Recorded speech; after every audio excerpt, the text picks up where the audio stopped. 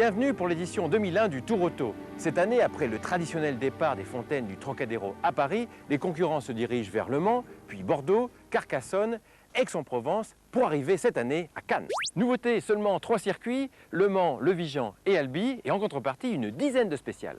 Nous avons rendez-vous avec l'histoire avec Jack Brabham et Stirling Moss, deux légendes vivantes, et surtout nous attendons une belle bagarre entre Walter Röhrl et Jean Ragnotti. Mais les choses sérieuses ont démarré mardi avec la première épreuve spéciale disputée sur le circuit routier de Montlhéry.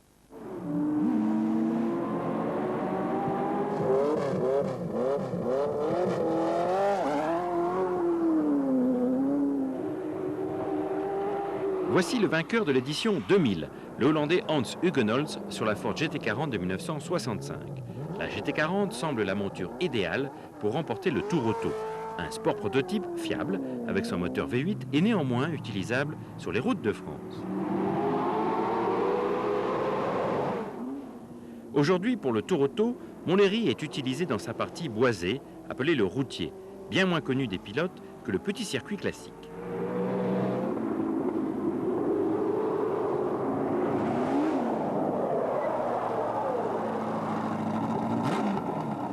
Dans la catégorie compétition, il y a des modèles plus récents, mais qui ne peuvent prétendre au podium. En effet, seules les voitures construites jusqu'en 1965 seront prises en compte pour le classement final, contrairement à cette Ferrari Daytona Group 4 de 73, aux couleurs de Charles Pozzi, l'ancien importateur Ferrari. Autre Ferrari à palmarès, la 308 Group 4 préparée par Michelotto, elle fut pilotée par Jean-Claude Androuet. Parmi les stars du Tour, voici les Ligier JS2 de compétition. Et sur les 3 construites, seules 2 subsistent et elles sont au Tour Auto. Elles ont participé plusieurs fois aux 24 heures du Mans et au Tour Auto qu'elles remportent en 1974. D'abord équipées d'un moteur Maserati, elles évolueront ensuite jusqu'à utiliser un moteur V8 Cosworth. Quant à nous, embarquons dans celle qui prit la 2e place aux 24 heures du Mans.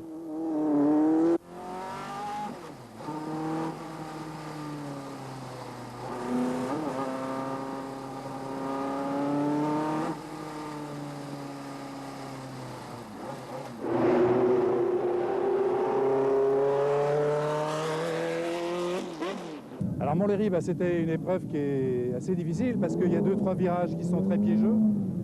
Et puis nous on a voulu assurer, hein. On avait cassé l'année dernière à Dijon, on s'était arrêté le premier jour. Cette année on a pensé qu'une semaine avait 7 jours, ce qui n'était pas le cas l'année dernière. Donc on s'est calmé, on a fait 3 et des poussières, 3,23 je crois, ce qui n'est pas un bon temps, mais on est là. L'essentiel c'était d'assurer.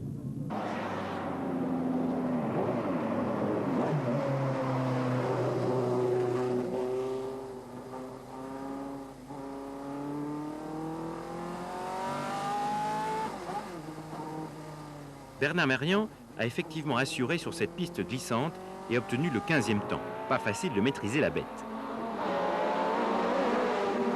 C'était vraiment dangereux, c'était dur. La personne qui a gagné là-bas, c'est un grand monsieur. Et le grand, le voilà. Jean Ragnotti, le champion de France des rallyes 72 et 1980. Il est sur une Alpine A110 1800 Groupe 4. Il a déjà participé au Tour Auto historique, mais en voiture ouvreuse. Cette fois, c'est la vraie compétition.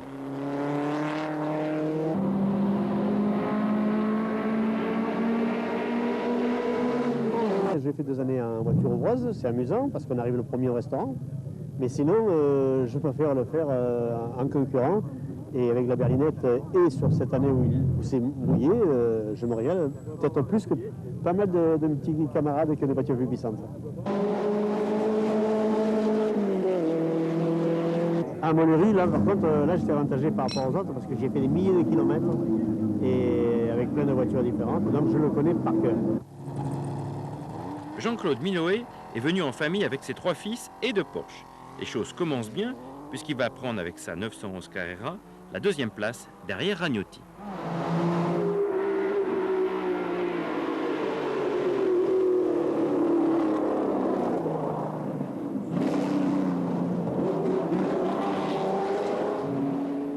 La Ferrari Daytona Group 4 du Brésilien Monteverde prend la 3e place. Et parmi les figures de l'époque, le pilote préparateur Almeras est revenu au Tour Auto avec une Porsche 911 Turbo préparée par ses soins, à laquelle il n'hésitera pas à apporter quelques modifications aérodynamiques.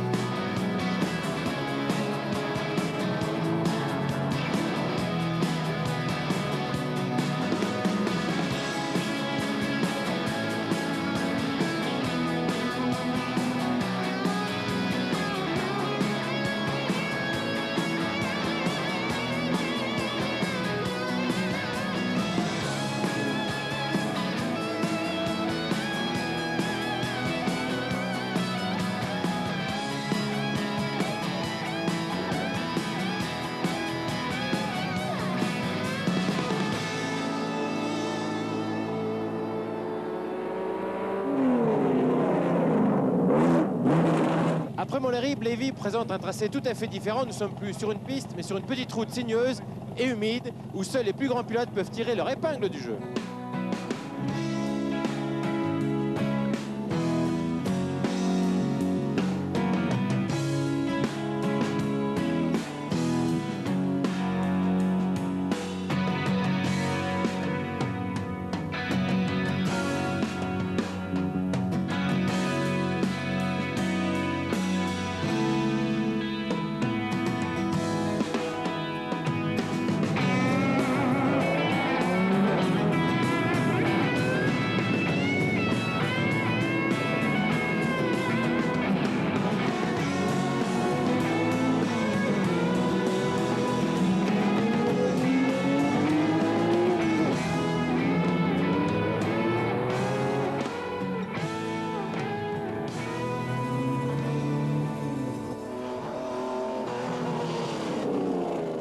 Cette deuxième épreuve spéciale est longue de 4 km 24 et l'épingle de Blévy-Saint-Ange, entre les murs, ne favorise pas les grosses cylindrées.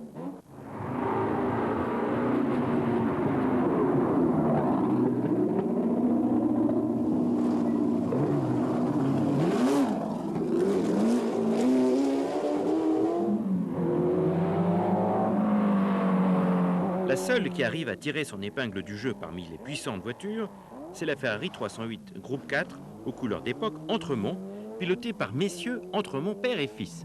Ils accèdent ainsi à la 3e place.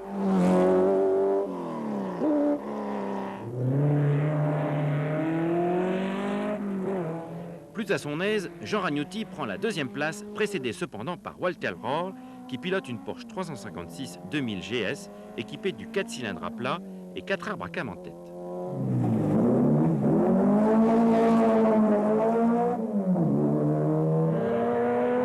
Si nous avons décidé de suivre le Tour Auto dans son aspect purement compétition, les concurrents, eux, s'arrêtent régulièrement dans des endroits magnifiques et parfois classés monuments historiques, comme le Haras du Pin, créé par Louis XIV, destiné à gérer, encourager la production de chevaux en France.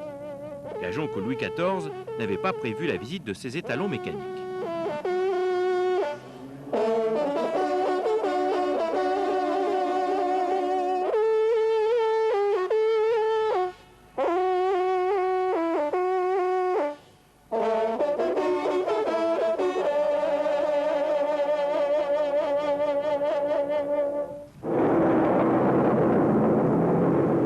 Ici, depuis 1923, a lieu l'une des plus belles courses de sport prototype. Vous l'avez compris, c'est les 24 heures du Mans. Passage obligé pour le Tour Auto. Et nous avons rencontré deux gloires de l'époque, Stirling Moss et Walter Rohr.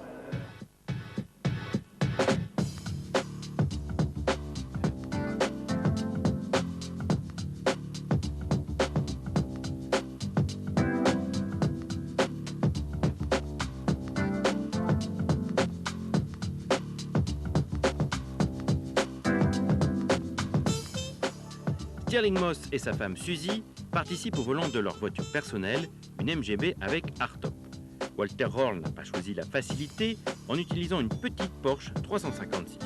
Voici leurs souvenirs au Mans. Well, Le Mans was never my favorite race because it's too long. You know, 24 hours is really too long. I prefer a race where I can drive myself without another driver, you know. And so if they'd done it 12 hours, I'd have liked it better. But I think it's a great event. It is one of the greatest events in the world, and a great event to try to win. I got fastest lap sometimes, but I never finished. Well, I did finish. I finished second, but I never won it. Last time I was here with the official factory car from Porsche, and in the evening after 6 or 7 hour racing, I had an accident on the long straight, a stupid one, because it was one car without lights.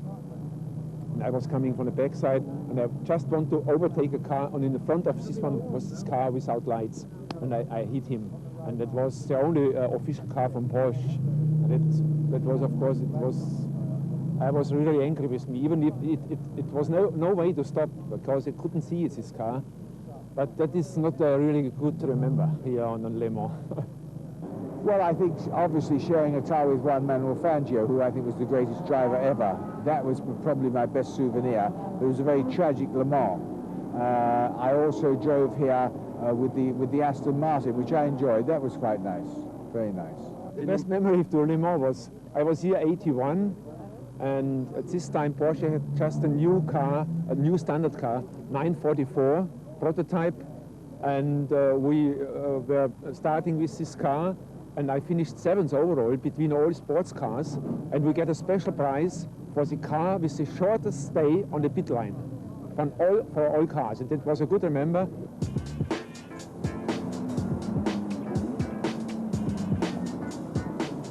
La marque anglaise qui a marqué Le Mans en dehors de Bentley et Jaguar, c'est Aston Martin. Voici une DB4 GT pilotée par Charles de Haye-Jousselin, et Roy Savadori, présent au Tour Auto, se souvient de sa victoire en 1959 au volant d'une barquette Aston Martin. Well, we had a difficult race because although it started off very well and we were leading quite earlier on, we ran into some trouble with vibration. And we'd had continuous trouble with gearboxes. And I assumed wrongly that it was the gearbox. So we made several pit stops, lost a lot of time, and then we found out it was something quite stupid. It was the tyre breaking up. Some metal had got into the tyre and was causing this fantastic vibration. So we lost about 20 minutes, and so we lost the lead, and we were just struggling then, driving very hard to try and pick up the Phil Hill Jean de Bien Ferrari. I don't think we would have done it, but fortunately towards the end, they ran into trouble and we won the race.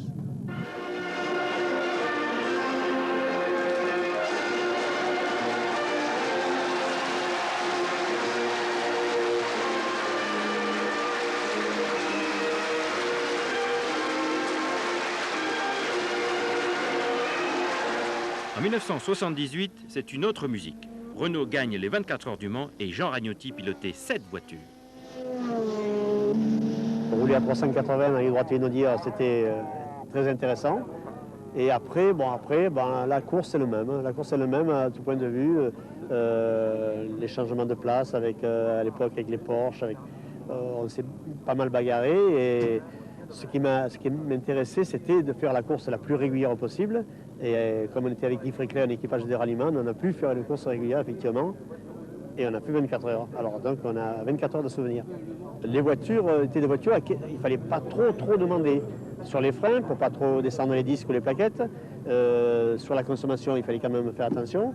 Et puis sur la boîte de vitesse, presque le plus sur la boîte de vitesse, dans les rétrogradages, de ne pas tomber les vitesses trop vite, pour ne pas bouffer les synchros aussi. Pour conduire en freinant un peu plus tôt que ce qu'on aurait envie de freiner, passer les vitesses plus lentement que ce qu'on voudrait le faire, ça, on se rapproche un peu plus des rallyman de la période 70-80, je dirais. Ouais. Après, depuis, les voitures ont évolué, maintenant, il ne se pose plus de soucis. C'est dommage, hein.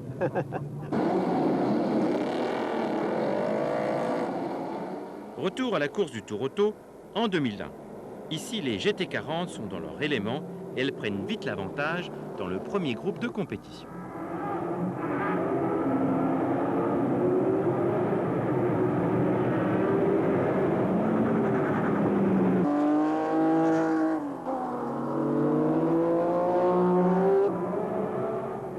Almeras retrouve le circuit du Mans avec la Porsche qui finit 15e aux 24 heures en 1983. Il l'a ensuite restauré aux couleurs de l'époque.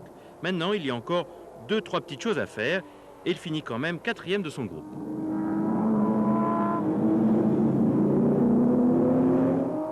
Le vainqueur de l'édition 99 et 2000, Hans Hugenholz, prend la 3e place du premier groupe avec sa Ford GT40. Pendant la course, c'était très glissant. Je suis parti 8e. Après un demi-tour, j'étais en tête. En tête, j'ai fait un tête à queue. Ça, c'est hyper grave. Il ne faut jamais le faire. Bon.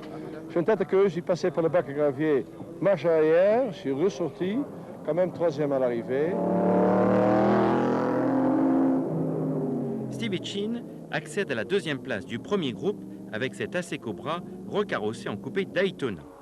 La première place reviendra à Monteverde avec la Daytona Group 4 qui participa au Tour Auto en 1972.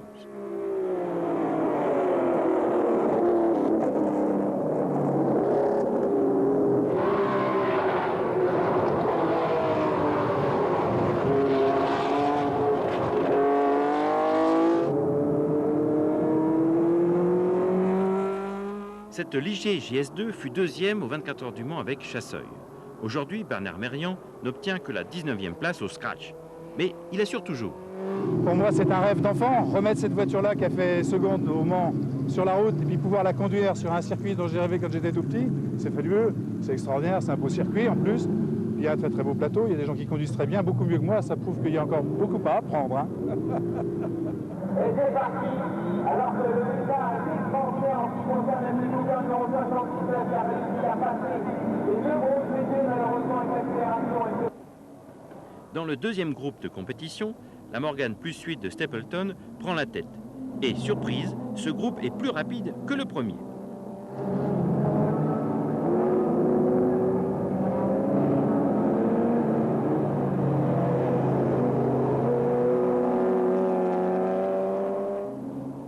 Ainsi, Walter Orle va prendre la 3e place au classement général après une belle bagarre avec la Ferrari 250 GT Tour de France de 1958 de l'Allemand Hamm qui arrive 2e au général.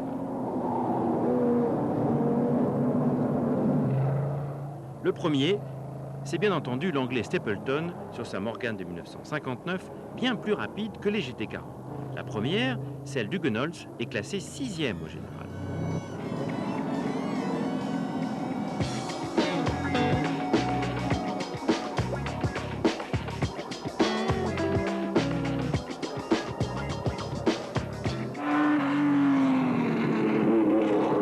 Aujourd'hui, c'est le jour le plus long du Tour Auto avec 500 km à parcourir entre Le Mans et Bordeaux. Mais pour l'instant, nous sommes dans la première et la seule épreuve spéciale de la journée, Parcé-sur-Vienne.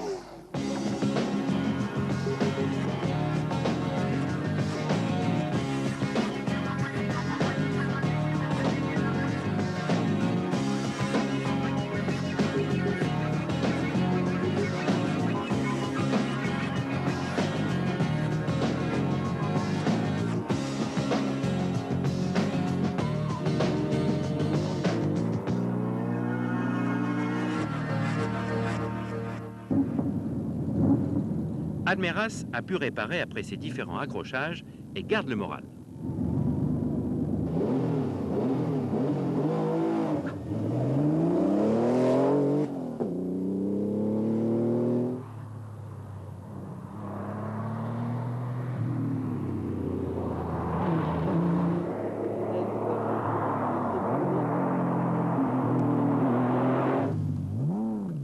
Les Aston Martin au Tour Auto sont principalement des DB4 GT.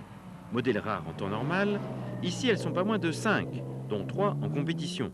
Celle du Belge Hubert Fabry, du Suisse Hubert et du Français Charles de Lay-Jousselin.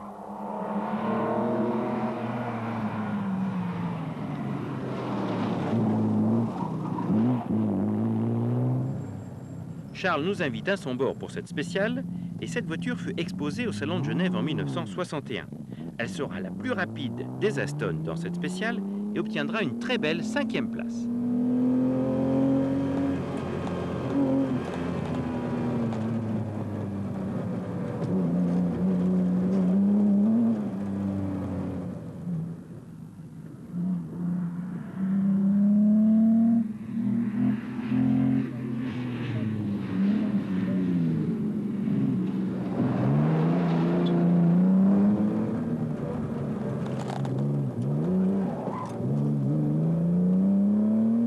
Elle a été produite à très peu d'exemplaires, à 70 exemplaires.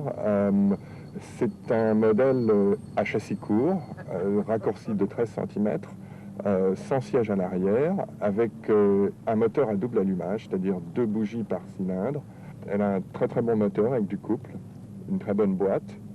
Elle est assez maniable, elle est assez facile à conduire, c'est-à-dire qu'elle glisse gentiment. Ses défauts, elle est lourde et donc elle freine mal.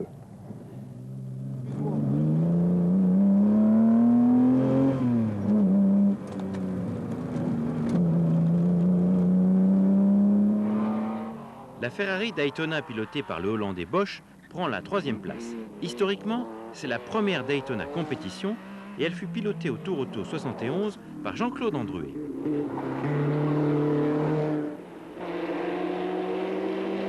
Jean Ragnotti prend une logique 2e place, précédé encore par Walter Orle.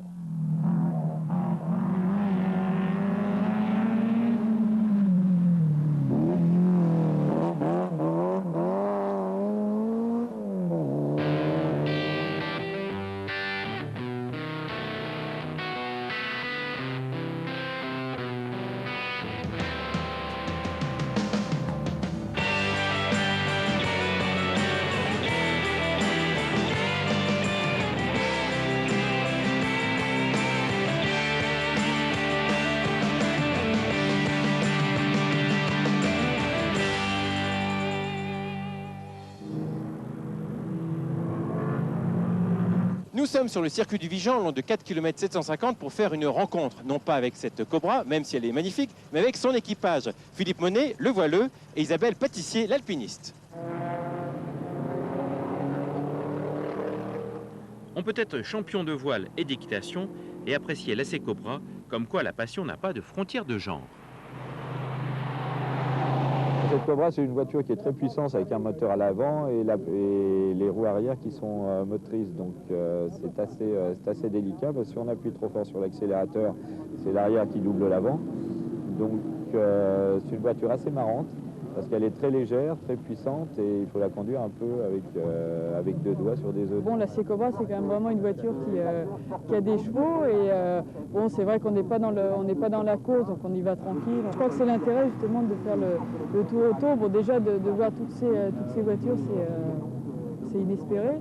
Et puis après, d'avoir un petit peu de temps pour se balader. J'ai commencé à conduire avec des Arondes et des Ariane. J'en ai cassé pas mal d'ailleurs au début.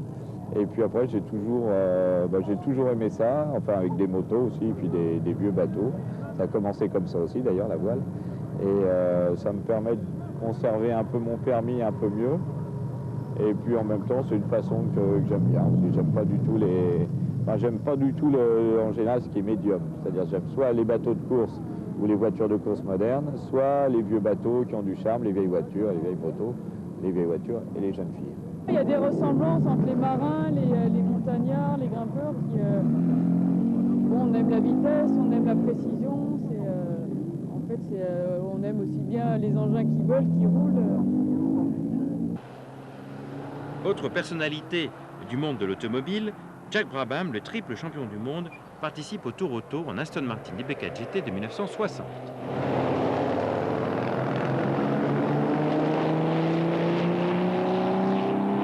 What do you think about the Tour Auto?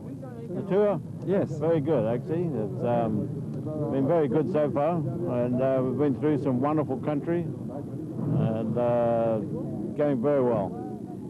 Yesterday we are on the mythic Le Mans circuit. Can you explain your best memory in Le Mans? At Le Mans? Well, actually, my best time at Le Mans was not in the 24-hour, but at the Formula One race, 1967. I won the Formula One race there. I was at Le Mans 4 times, and we won the class in the first year, and the third and the second year. You are one of the best constructor and pilot in Formula One. You never make really a sports car. Why? Well, we're too busy doing Formula One because we had to build the cars and everything. You know, I wasn't just a driver, I was building cars as well. They didn't get the time to go and do the sports car racing.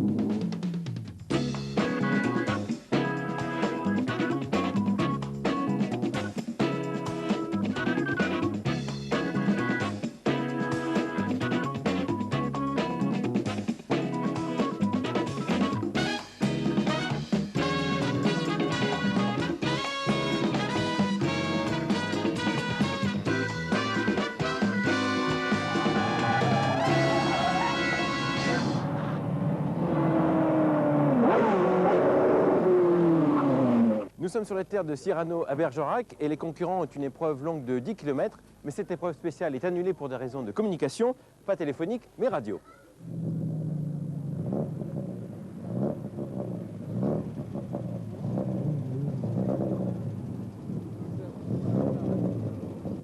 Vous leur dites 10 minutes d'arrêt. Ok. À peu près 10 minutes d'arrêt. Et la spéciale n'est pas... Parce que quand tu dis neutralisée, ils ne comprennent pas. Elle n'est pas chronométrée. La spéciale n'est pas chronométrée. Ah bon, okay. On n'a pas de liaison radio, rien marche. Ah donc vous prenez exactement pareil, sauf que vous n'êtes pas chrono. D'accord, ok. Donc c'est bon.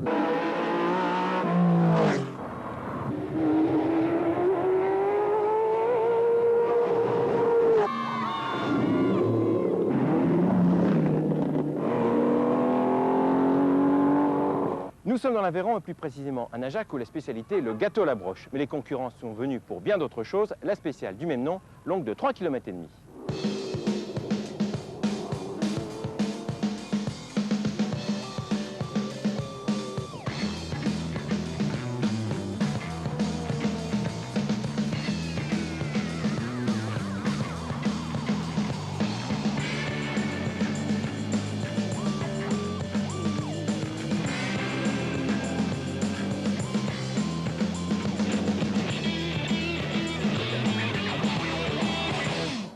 Entre Bordeaux et Carcassonne, dans la course de côte de Najac, la Porsche 911 TR de 1968 de Morkens prend la 4e place. Almeras est 5e, alors que Walter Hall est 3e.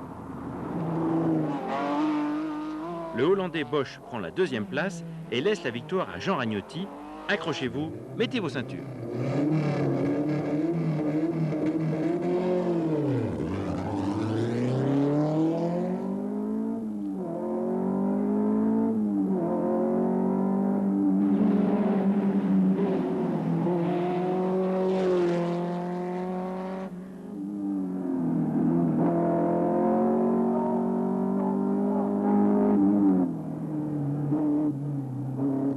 Cette Alpine est chargée d'émotions. En effet, elle était pilotée à l'époque par Bob Volek, malheureusement récemment disparu.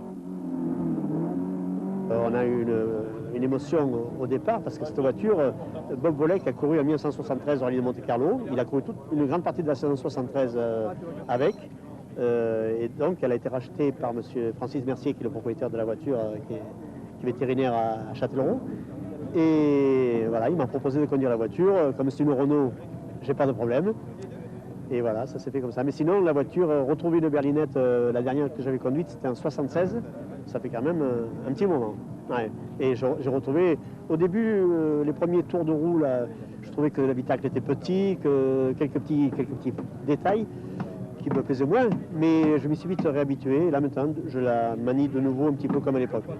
Je pense qu'à l'époque, les voitures, les berlinettes alpines étaient très spectaculaires. Elles restent très spectaculaires. Et je crois que pour le public, c'était une voiture qui était intéressante à voir passer.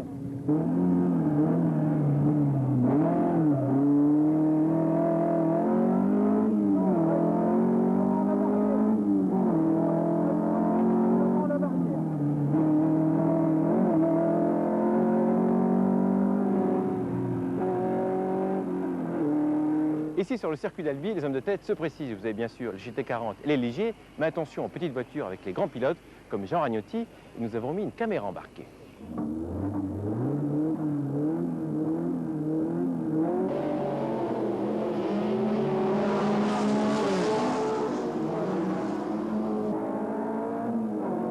Ici, sur le circuit d'Albi, la petite Alpine ne peut malheureusement pas faire grand-chose contre les gros sports prototypes.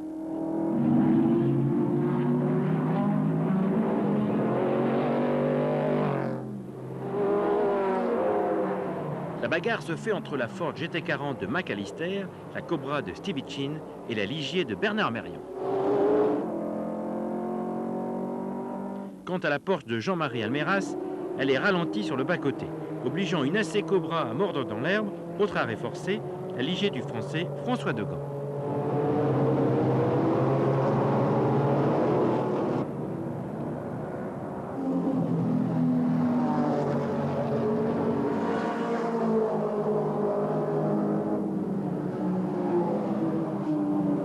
Problème soit d'allumage électronique ou de compression, je ne sais pas.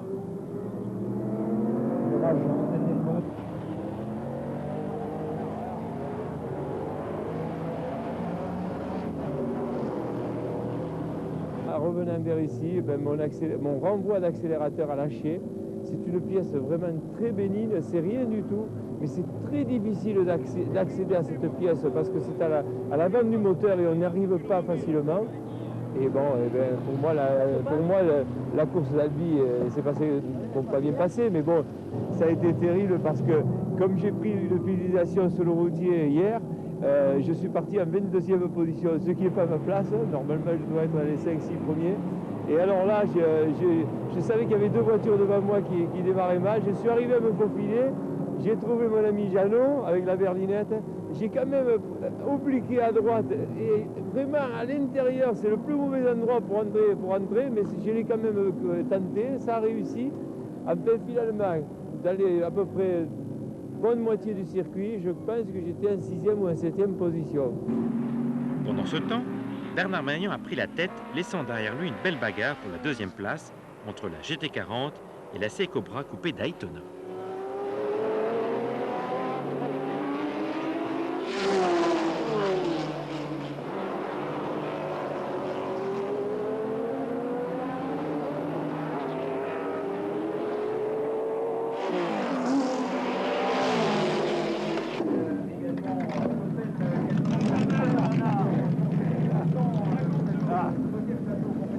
C'est un plaisir, hein, c'est une belle revanche quoi, sur l'année dernière, non? C'est sympa. Puis quand même, il y avait de la pointure, là, il y avait des gaffeurs, donc c'est sympathique, quoi. C'est ce qu'il faut, je pense que c'est l'ambiance du tour, tu vois. Un coup tu fais dernier, un coup tu casses, un coup tu reviens, un coup tu gagnes. La bagarre la plus difficile, ça avait été avec la Ford GT40 bleue. Le gars, il est très bon, puis il va vite. Et puis, je pense qu'il y avait quand même le grand maître du véhicule historique qui était devant nous, qui est Steve Hitchkins, quoi. Steve Hitchkins, il a fait une belle performance parce qu'il a tenu longtemps devant la voiture. On est plus puissant que lui. C'est un grand professeur. Hein. Je ne pouvais pas tenir le rythme avec les DJ. C'est impossible. Et puis j'étais poussé aussi par Hans et McAllister avec l'autre GT40. J'ai eu un problème avec la porte qui s'est ouverte dans le grand virage là-bas. Et j'ai eu un grand moment où j'ai presque perdu la voiture. Puis après, j'ai essayé d'assurer la deuxième place, mais bon, finalement, j'ai fini troisième, je pense. Tu finis second. Seconde? Ouais, ah bon, second. Ah bon, ah voilà. Juste un poil, un cheveu. Ah voilà.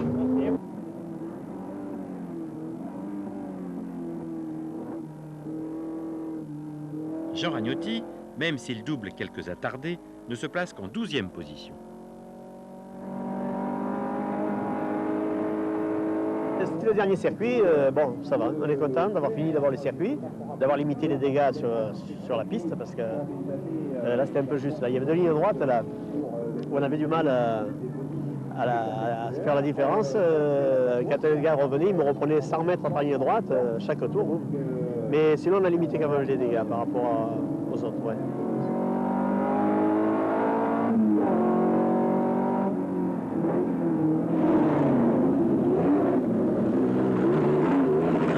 Aujourd'hui, les concurrents vont parcourir 454 km entre Carcassonne et Aix-en-Provence. Mais attention, nous sommes le vendredi 13 et la localité d'arrivée de cette première spéciale s'appelle Salsigne. Croisons les doigts.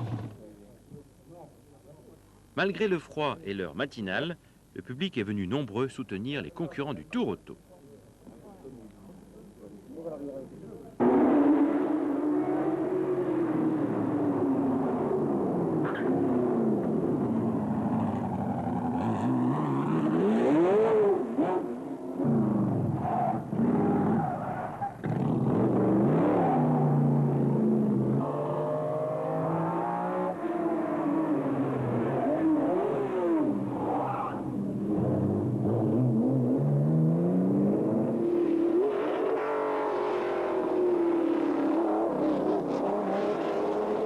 Mais le mauvais signe est arrivé et la Ferrari Daytona du Brésilien Monteverde va devoir abandonner par suite de casse de la boîte de vitesse.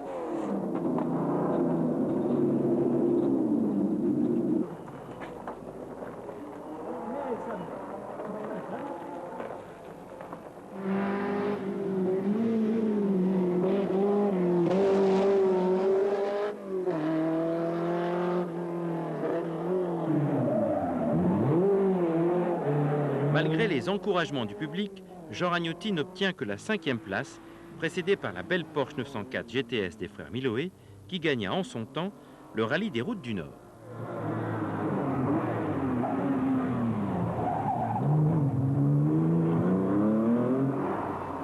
Walter Röhrl est battu pour une fois, et ce par Jean-Marie Almeras. Il est vrai qu'il connaît bien le tracé de cette épreuve, car il fait partie de l'association sportive qui l'organise.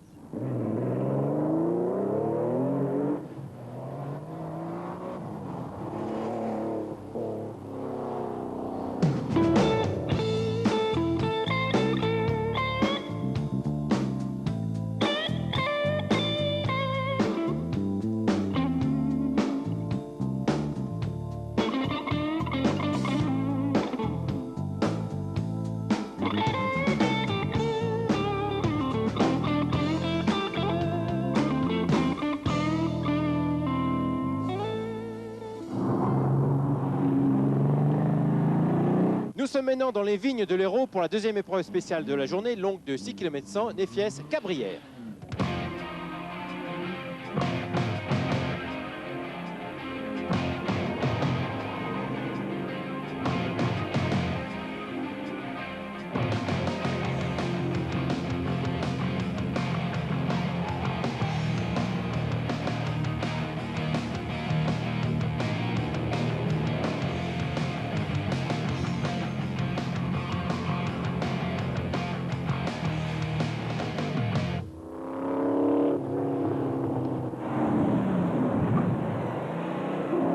certaines voitures engagées en compétition ont peu de chance contre les ténors du classement.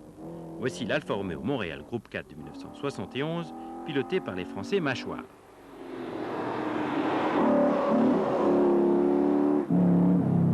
La Chevrolet Corvette de Bigot était plus à l'aise sur les circuits qu'en course de côte.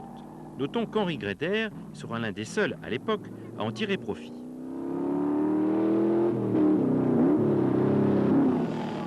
L'Américain Dudley a bien du mérite, car non seulement il pilote la plus ancienne Ferrari, la 166-195 S de 1950, mais aussi la plus ancienne du rallye.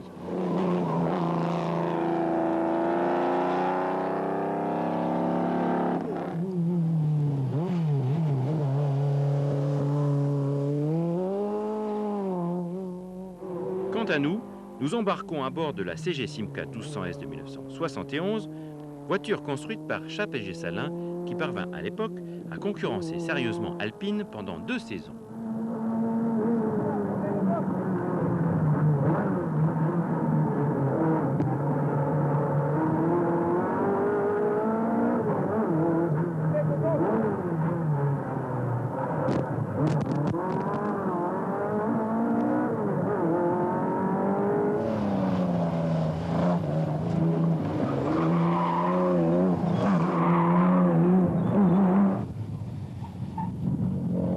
Ces épreuves spéciales nous donnent des leçons de pilotage, surtout lorsque nous avons comme professeur Stirling Moss, Jean Agnotti qui finira 4e, ou encore Walter Hall qui finira 6e de cette spéciale.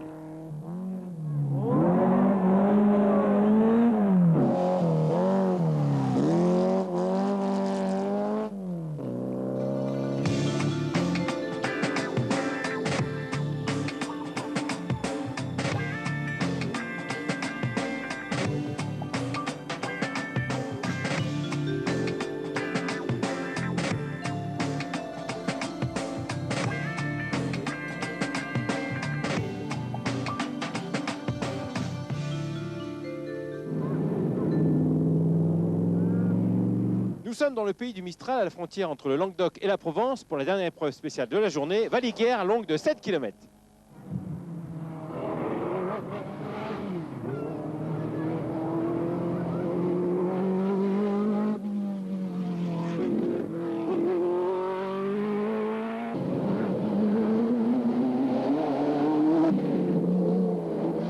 Le Hollandais Bosch a beaucoup de mérite à emmener sa Ferrari Daytona, groupe 4, à la 3e place. Jean-Méry Almeras, lui, est sur ses terres. Il est donc beaucoup plus à l'aise.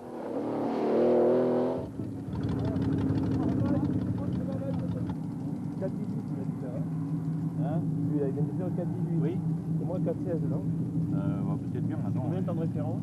C'est le numéro 14, non 14, bah c'est au-dessus, quoi. 55, 13, c'est le meilleur temps, hein 4,13. Bon, j'attache Jeannot, si vous permettez. Hein. Ah bah oui, on met tout. Je vais passer le 3e temps de la journée. Ça ne nous gêne pas.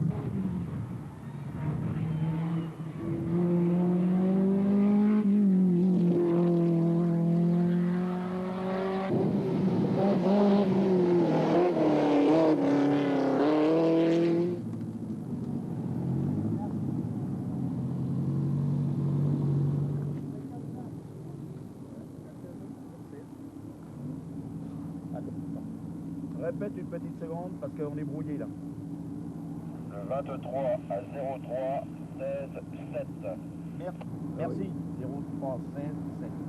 Il a fait 4,16 là. Ouais. D'accord. Vous avez le meilleur temps. En attendant, monsieur Rohr, j'espère qu'il sera derrière. Cadeau. Quand on ne connaît pas, c'est la première. Chauffé, hein. Vous pouvez pas mettre le pied. Quand on ne connaît pas la route, il y a des endroits où on se fait de ces chaleurs. Je ne connais pas du tout les routes, j'ai pas de notes donc. Hein. Et c'est des spéciales que j'ai jamais faites en rallye. Et alors il y a des endroits où on lève le pied, il ne faut pas. Puis des endroits où on arrive dans des courbes trop vite, alors ça fait quelques petites chaleurs. Ouais.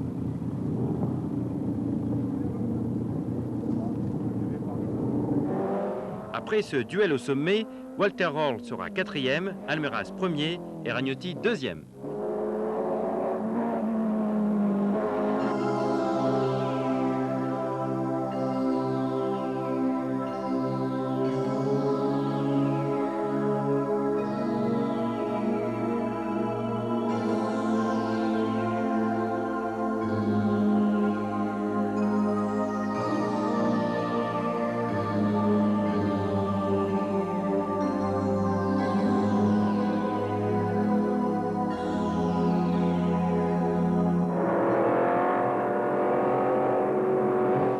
Dernier jour du Tour Auto, la bagarre fait rage pour les 3 premières places entre la grosse Ford GT40 d'Huguenols et les petites et agiles Porsche de Walter Orl et Alpine A110 de Jean Ragnotti. Mais ici, à Nance-les-Pins, l'avantage est aux voitures de rallye.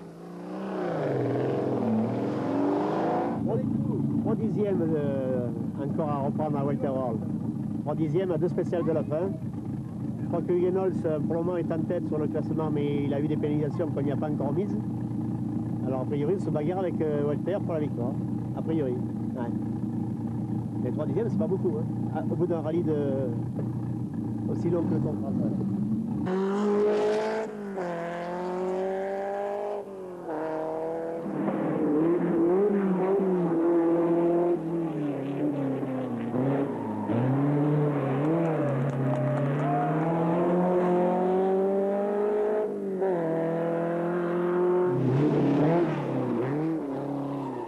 Dans l'épreuve de Nance Plan d'Ops, Jean Ragnotti prend la 2e place devant Walter Orl qui finira 4e.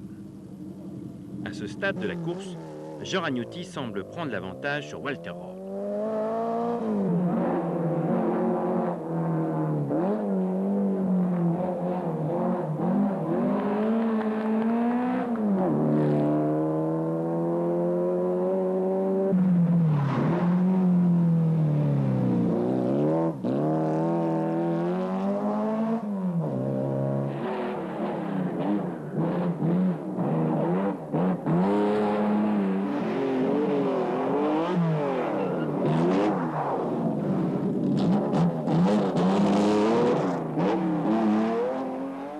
Malgré ce beau tête-à-queue, Bosch conserve la 3e place de la spéciale. Quant à Huguenols, il se retrouve à la 7e place, mais pour le classement général, il ne subira pas les pénalités, ce qui va engendrer une petite polémique au sein des concurrents. Steve Hitchens, moins à l'aise qu'au Vigan, finira 18e, et voici le grand favori de l'épreuve, Jean-Marie Almeras.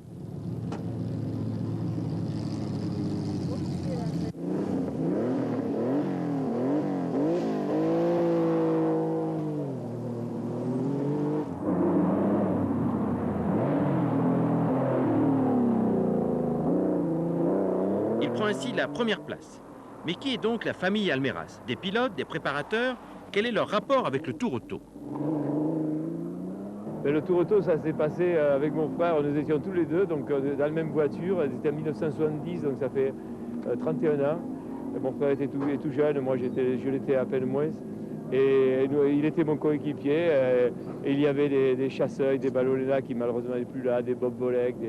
Mais bon, c'était le grand Tour Auto. Puis l'année d'après, nous avons rencontré Jürgen Barth, qui a été après notre pilote aussi de chez Porsche, qui a piloté les Porsche Almeras. Et là, avec le Tour Auto, je pense que pour nous, la grande étape, c'est 1973. C'est quand Jacques a fait 2e derrière Sandro Munari, devant Claude Ballolena, devant Bob Bolek, devant Chasseuil, devant beaucoup de pilotes très confirmés. C'est là que nous avons été reconnus.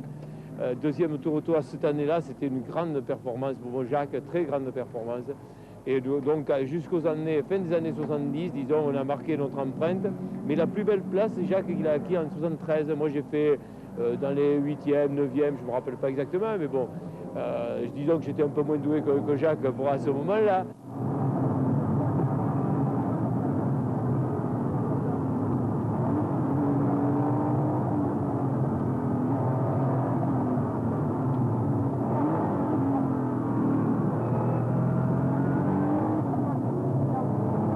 Pilotes nous ont fait confiance, pratiquement tous les grands pilotes ont conduit pour nous, d'Henri Pescarolo à Walter Orl, à Ballot, tout ça, ils ont couru avec nous, ou Jacques Lafitte encore, et voilà. Bon, ça veut dire que quand même on s'est fait un palmarès en Porsche, en préparation de compétition.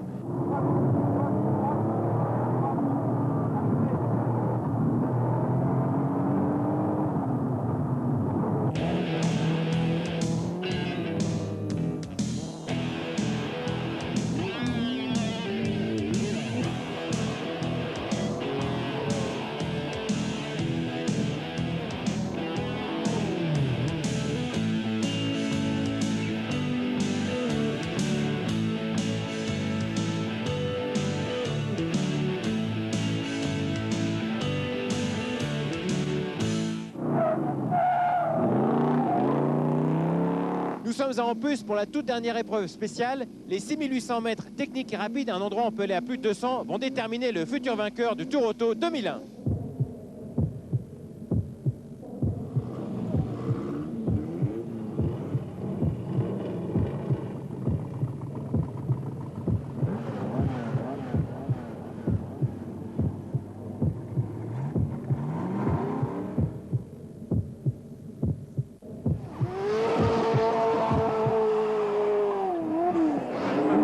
McCarlane va finir 5e dans cette spéciale et 4e au classement général. Huguenols prend la 6e place de la spéciale, mais reste parmi les 3 favoris au classement général.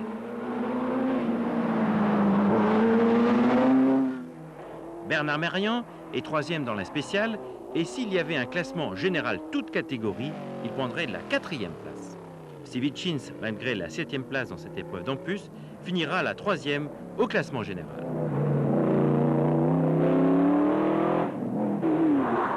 La dernière épreuve spéciale donne l'occasion à certains de s'offrir certaines figures.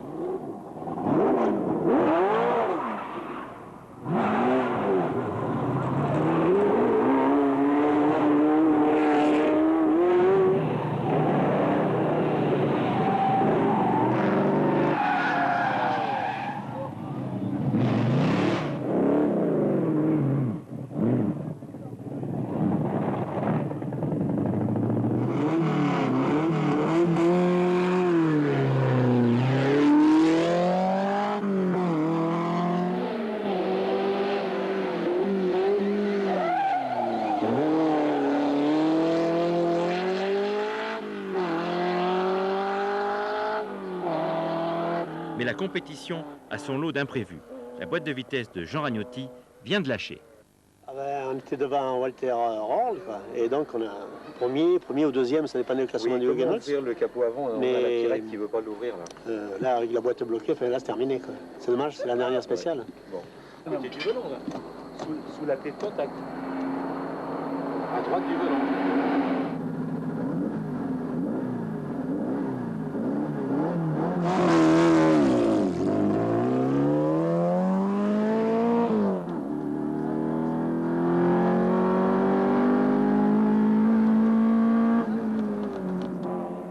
On aurait pu voir Walter Rohr, le grand champion du monde des rallyes, engagé sur un gros sport proto. Eh bien non. Everybody said he was a professional and he comes here just to show us what's going on. I have a better feeling if I say, look, I have a very small car. I don't come because I want to win. I just want to try what is possible with a small car. That makes my feeling a little bit better.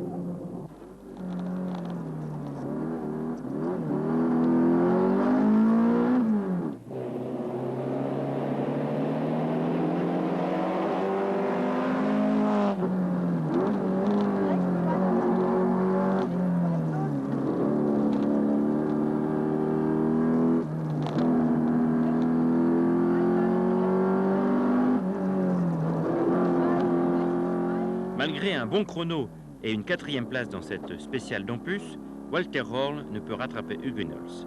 Il finit donc le Tour Auto à la 2e place. Pour la gloire et en barreau d'honneur, Jean-Marie Almeras prend la 2e place de la course de côte.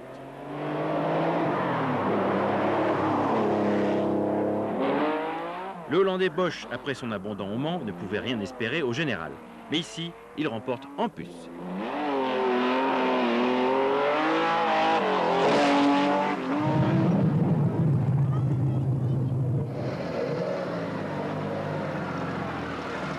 On a gagné la totalité historique et moderne, alors on est hyper content. Even if I hate to be second, but sometimes you must be second. J'espère qu'on vous a fait de bonnes images.